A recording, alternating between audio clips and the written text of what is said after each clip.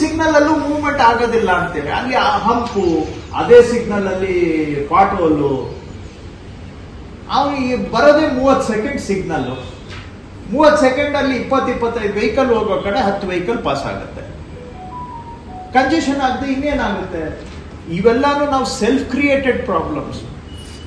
So for example ಇವು I mean small things ನಾನು ಹೇಳ್ತಾ ಇದ್ದೇನೆ. ಹಂಗೆ ಬಸ್ಸುಗಳವರು ಕೂಡ ಸಿಗ್ನಲ್ ಅಲ್ಲಿ ನಿಲ್ಸೋದು ಇದೆಯಲ್ಲ, ಅದರಿಂದ ಸುಮಾರಷ್ಟು ಕಂಜೆಷನ್ ಆಗುತ್ತೆ.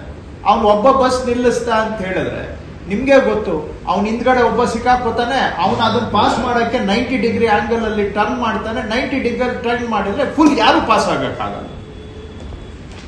ಸೊ ಎಂಟೈರ್ ಸಿಗ್ನಲ್ ಒಂದು ರೊಟೇಷನ್ ಹೋಗಿರುತ್ತೆ, 2-3 ವೆಹಿಕಲ್ ಪಾಸ್ ಆಗಿರೋದಿಲ್ಲ.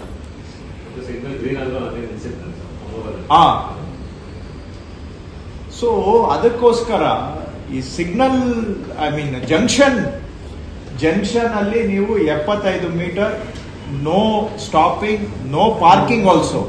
ಎಲ್ಲ ಬರೀ ಬಸ್ ಸ್ಟಾಪ್ ಒಂದೇ ಅಲ್ಲ, ನೋ ಪಾರ್ಕಿಂಗ್ ಮಾಡಿ ದಯವಿಟ್ಟು. ಯಾವುದೇ ಸಿಗ್ನಲ್ ಅಲ್ಲಿ 75 ಮೀಟರ್ ಈ ಕಡೆ ಆ ಕಡೆ in every direction, no parking. Right? Bus ಸ್ಟಾಪ್ಗಳು ಕೂಡ 75 ಮೀಟರ್ ದೂರ ಇರಬೇಕು. ಜಂಕ್ಷನ್ ಅಲ್ಲಿ ಕೂಡ ಯಾರು ಪಾರ್ಕಿಂಗು ಮಾಡೋ ಆಗಿಲ್ಲ, ಫುಟ್ಪಾತ್ ಎನ್ಕ್ರೋಚ್ಮೆಂಟ್ ಮಾಡೋ ಆಗಿಲ್ಲ, ಮತ್ತೆ ವೆಂಡಿಂಗು ಮಾಡೋ ಹಂಗಿಲ್ಲ. ಯಾರು ಬೀದಿ ಬದಿ ವ್ಯಾಪಾರಿಗಳು ಕೂಡ ಸಿಗ್ನಲ್ ಅಲ್ಲಿ ಇರಬಾರ್ದು. ಕರೆಕ್ಟ್?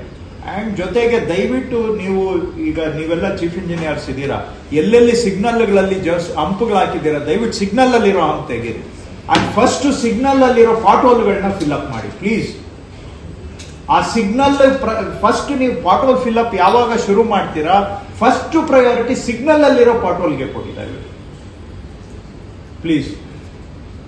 ಅದರಿಂದ ಎಷ್ಟು ವೆಹಿಕಲ್ ಒಂದು ಸಿಗ್ನಲ್ ಅಲ್ಲಿ ಮೂವ್ ಆಗೋದು ಕಡಿಮೆ ಆಗ್ತಾ ಇದೆ, ಬಿಕಾಸ್ ಆಫ್ ಸಿಗ್ನಲ್ ಅಲ್ಲಿರೋ ಪಾಟ್ಹೋಲ್ ಹಂಪುಗಳಿಂದ. ಆವಾಗ ಕಂಜೆಷನ್ ಬ್ಯಾಕಪ್ ಆಗ್ತಾ ಹೋಗುತ್ತೆ. ರೈಟ್? ನಾವು ಕಮಿಂಗ್ ಬ್ಯಾಕ್ ಟು